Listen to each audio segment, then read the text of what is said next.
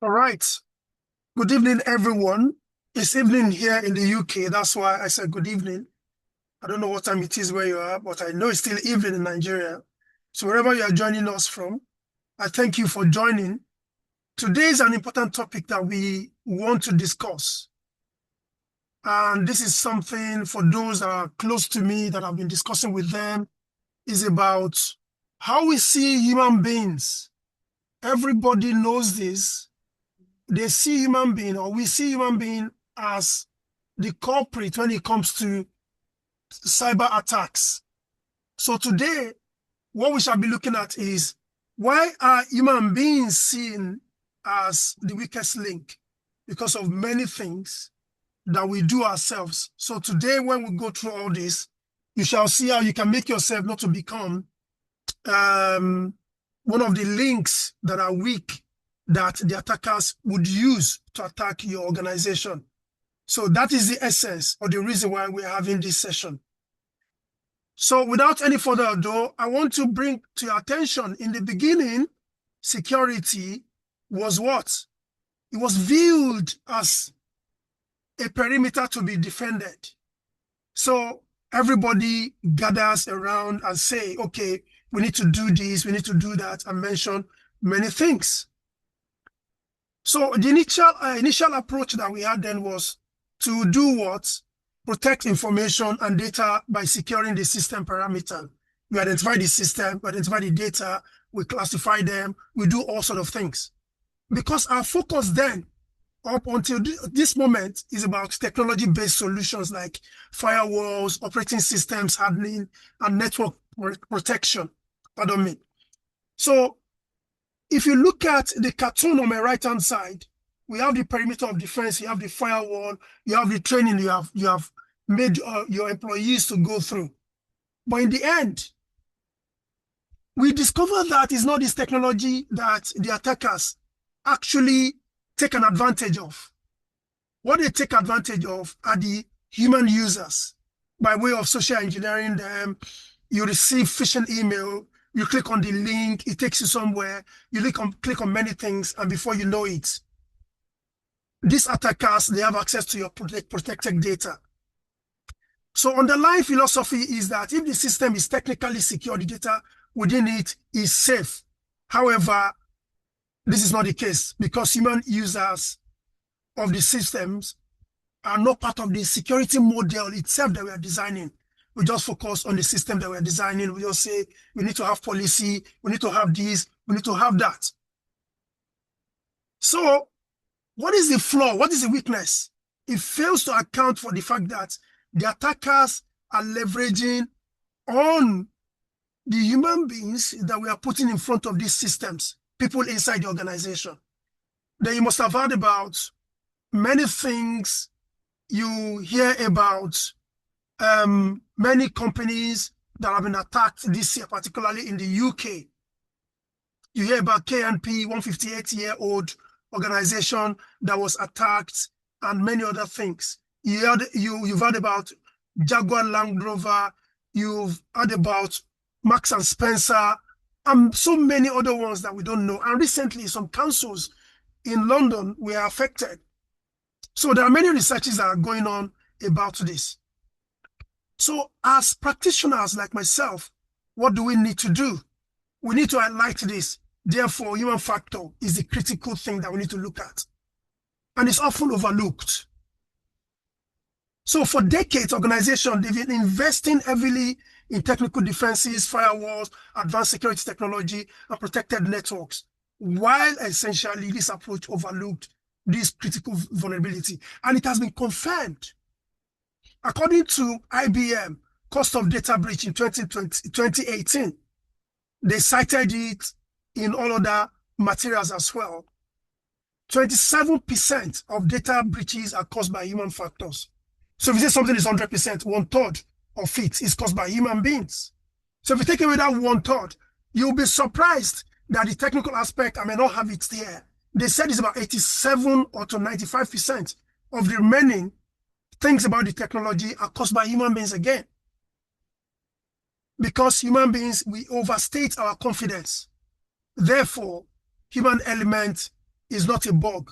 It's a feature that we need to look at. Don't need to forget. Are you an employer? Are you an employee? Gather here. Come and listen. Because we have designed security systems in spite of people. We don't consider them. The future of cybersecurity now lies in designing systems for people. Take, for example, you just say like democracy, government of the people, by the people, and for the people, and all that. You must design technology for the people because it's designed by the people. You must design it for the people themselves. So the solution lies in embracing a human-centric model, which you're going to see later on. And we can transform the human from the weakest link into the most adaptive and intelligent part of our defenses, if you do so. So our multi-million pound digital fortresses that we build, look at the right-hand side. No window is a fortress and all that. And we have invested heavily in advanced security technologies to create safer networks, operating systems, and programs. Yet, organized cyber criminals, they have simply shifted their attention from just the technology to the human elements. That is where we are getting to. Majority of recorded cyber attacks can be traced to human error, like I said to you earlier on. So let's now go into the meat of this discussion. This creates a perpetual conflict between the security and usability. When we talk about usability, who are we referring to? Referring to the human beings. Because we treat security and usability as enemies, opposing forces. Like the level that we have in there, we put a lot of security, but we are forgetting about usability. People that will use it. You make your system so tight. Tell the security engineers, I don't want every Tom, Dick, and Harry to get access to my system. You're forgetting usability. You're tying it so tight. Imagine when you screw your screws to the other end, you screw it so hard, and you get to a point, you see the other body that you are screwing to the other part is tearing apart, become tons, because you're putting a lot of effort on one side, forgetting the other part. That's the analogy I can give you. Imagine you are strengthening only your arms, you're forgetting your legs. So at the top part of your body, you look so big, and then you look skinny in your legs. So that's how we should look at it. That's the example I can give you. So security forgets usage. We talk about this password must be long, it must be complex, it must be changed frequently, you must use all this, But you are forgetting that human beings are the one to use it. Because if you make it too hard for them to memorize, what would they do? They write it somewhere. And that's what happened to 158-year-old organization in the UK, KNP. It was password that gave them a way to ransomware attack. So for us to understand this concept, I've come up with this cartoon, which based on the material that I've read by Grobler et al. You see, you have the user. So all of us in our mathematics, we did Venn diagram. You see the user, you see the usage, what you are using the system for, and the usability, how easy we are able to use the system. So users, they are interacting with the system. This includes their demography, old and young. You have the culture, you have the Black African, you have the Caucasians, you have the Asians, and all that. And you have the behavioral attitude, how they behave, how we overstate our confidence. And as well as you have the cognitive factor. For each of us, our cognitive factors differ. So we don't think about this. Usability, which is how we want to use the system, how the user experiences the system. I'm using it, I am Black, I am Caucasian, I am Asian, I am Arab. My experience will be different from the other culture. Because what I value is not what they value over there culturally. So the usage, the functional aspect of the system, what does the user want? How knowledgeable are they? We don't think about all this before we designed our security. So the stigma around users as the weakest link is no longer the most prominent, but rather the disconnect between human and the system that they are depending upon. So what we need to do between user, the usage and usability is for us to build effective, resilient cybersecurity. So a truly human-centric approach requires us to stop seeing security as purely technical problem. We must embrace a socio-technical perspective that integrates the human, the system, and the interactions that is happening between them. So in this, let's now dimension them. The first dimension, we must move beyond the idea that user is the weakest link. We must see them as part of the ecosystem. So we must use human-centric approach that understands users and not as a monolith, just standing somewhere without thinking about their growth, their usages, how they feel. Because they are diverse group. Like I said, demography, then psychology and their behavior, it differs. I remember when one of our lecturers, when I was in my universities, Robert Gordon then, he told us that it was about health and safety. And this guy said, in a particular place in India, they've noticed that they have a lot of attacks going on. So attacks I'm talking about is about incidents that I'm talking about motor accidents. And as this guy is an expert when it comes to health and safety, he now said, he called them, why are you having accidents and you're not doing anything about it? They said, it's God. That whoever is going to die is going to die. It's only God that can save us. We now told them, what if you do this training and they did one or two things and they discovered that the number of accidents, motor accidents, reduced. So that's psychological. Then cognitive factors. People have different memory core. Some people have very sharp retentive memories. Their capabilities and their risk appetite. Some people take risk, higher risk compared to what others will take. So that's human being for you. So then, what have we been doing with the users? Because we are seeing them as a problem. What do? We always see them as being problematic. So the recognition of human error led to the creation of the cybersecurity awareness industry. A lot of errors are happening. They now said, okay, let's train them. If you train them this way, they will be better. They will do this, they will do that.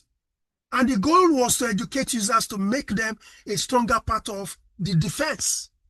So the type of training we do, every one of us here can see. You listen to a lecturer, you listen to a facilitator, you listen to YouTube, you go on the internet. But at the end of the day, you still expose yourself to these attacks. So those are the traditional methods. So technology-based methods. That's what we do. But you see the hook there, phishing. And we are not using innovative methods. And that is why we are saying the knowledge behavior gap is there. You have the knowledge they've taught you in the training. The organization enforced you to go for a training. You did the training. But in the end, they still phishing attack. So the critical limitation is multiple studies revealed a troubling gap.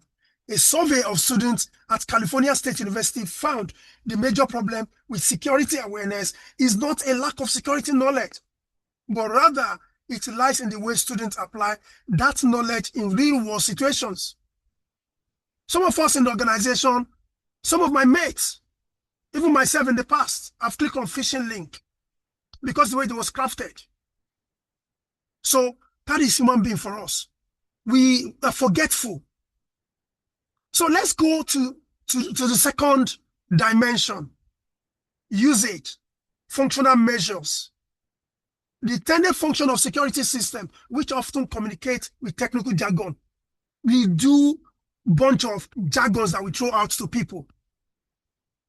And we think we have done our work. We are not bringing it down to their level. Because we are technical, we don't talk about the specific technologies deployed, whether it provides security that they need, whether they understand, like antivirus. Some people will go online and download free antivirus. You give them all your details. You don't know that these guys too, when they are attacked, they are free. When they are free, you have a lot of people. And when you have a lot of people, that is a breeding ground for an attack. Somebody that you are there with can also attack the same system. Legislation, the organization policies, you put policies in place, you do all that, you say, okay, do they comply with these policies? Then you bring out your checklist. Oh, did they comply to this? You check it. And you say, everything is okay. That's the claim, that's the false pretense that we always have, and say everything is okay. Then the next thing, the third dimension that we have is about usability, the experience factor. Organizations will fire people that are very experienced. They'll forget that they have trained them. These guys are the ones that will help you to secure your organization. Users' experience with security system, whether it feels transparent or confusing, helpful or obstructive, determines their willingness to comply with it. So somebody that is not experienced is hired because the salary is cheaper, and then the guy becomes in charge. The interaction factors. You've forgotten the interaction between human beings and the system. So you fail to design systems that are effective and resilient. Password masking protects confidentiality. Yes, use it. From shoulder surfing. But it harms usability by removing feedback, making it harder for a user to type their password correctly. So that's what we get. That's what we see all the time. So for us as a user, we tend to underestimate what we know and what capability that we have. So let's move on. So when security measures impede usability, users will find a way around them. And that's why I said, if your password is too complex, people write it down. They'll put it on post-it note and stick it somewhere. So security recommendation, password should be long, yes, change frequently, yes, and contain a mix of cases and special characters. That is what they tell us. So what we tell them now is to use passphrase so that they can remember. We are bringing in usability into it. We're also bringing in passwordless. Use your fingerprint. Use your iris scan. You don't need to remember anything. So usability reality. Such passwords are hard to memorize. And that's why we are saying passphrase. And that's why we said you should use BitLocker on your system. So many other methods that we suggest these days that make life easier. So a deeper look requires a systemic conflict that we have seen. This isn't just about password. The conflict exists across system functions. And you look at confidentiality. What is in conflict with it? Effectiveness, satisfaction. Integrity, effectiveness, satisfaction. Authenticity, efficiency, satisfaction, and all that. So these are the things that we need to remember all the time when we're designing system. Design system so that users can use it easily. So this I've told you just now is what we call the 3U model in action, re-engineering authenticity. So the usage-only model. You see on the left-hand side, it focuses on technical controls and policy enforcement. Implementation, complex password, requirement, 8 characters. That's when we started. We said 12 characters rather, and then we said 16 again. Result, high cognitive load. You need to carry a lot of password in your head. So you become frustrated. And that is user's experience. And poor compliance. User writes down password or use predictable patterns. I was talking to somebody one day, was saying, I have a note where I write my password so I don't forget them. So we need to balance all these three. That is what I call the 3U balanced model. So implementation, multi-factor authentication with a seamless user experience. Simple push notification. I like it the way Barclays Bank does it and some other banks in the UK now. You don't need to enter anything. They send you a push notification to your application. If you go to any website that you want to use your card, you need to log into your app that you can use your fingerprint and you get on there. What do? You just say yes to the message they've sent to you. And result, what is the result? Low cognitive load. I don't have to remember or cram this password. Intuitive interaction. It knows you.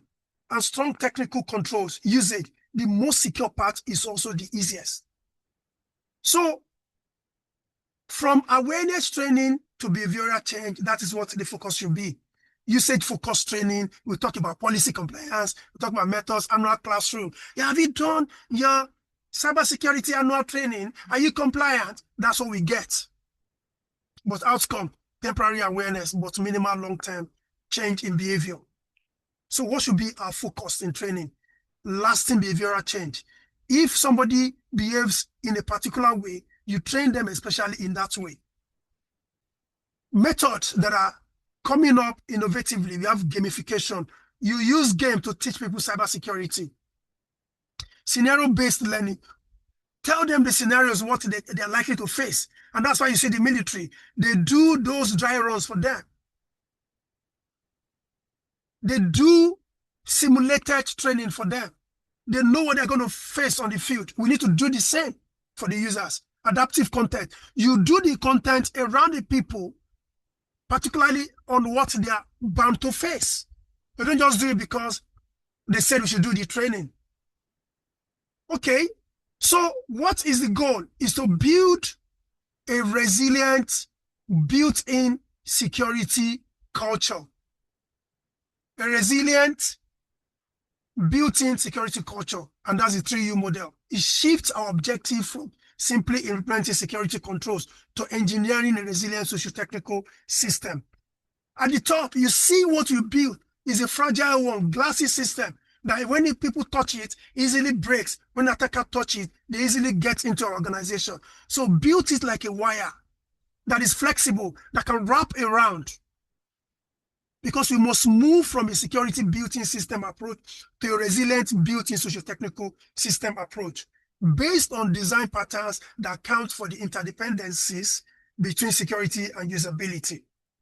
Okay, 4 strategic questions that we need to ask ourselves in our various organizations. Where are your biggest conflicts? Identify where strict security rules, the usage, are causing the most friction, where your users are fighting the IT, fighting the cybersecurity guys. Identify them. How well do you know your user? That's the next thing. Are your security designs, training programs based on the generic employees? Or do they just account for everybody in your organization? Demography. You know, you have the Gen Zs. In some organizations, you still have the baby boomers. Some are even lucky they're having the Gen Alphas. So all these things are coming. Number 3, are your investments balanced? Are you investing both in technology and the human beings? Does your budget overwhelmingly favor technology and enforcement? But are you also investing in user experience, researching whether your people like your system, whether they are finding it easier? Number 4, is your training changing behavior? And is it changing the behavior of people in your organization? Are you measuring success by completing rates or by a measurable reduction in insecure behaviors by users? So let's look at what I'm talking about. In the middle, IT systems, technical components. We wrap around the information systems, how to ensure they are secured. But outside, the social system is missing, the human interaction. And that's what I called the socio-technical system, the complete picture. So what is the key principles of socio-technical approach? Joint optimization. You cannot optimize the technology without considering the human and vice versa. Next one is human factors as a core. Putting human being at the core. Acknowledging that human resources are now at the heart of the business model and that human factors are a main source of operational risks. And beyond that, built-in security, the goal is to replace a security built-in system approach to resilient built-in.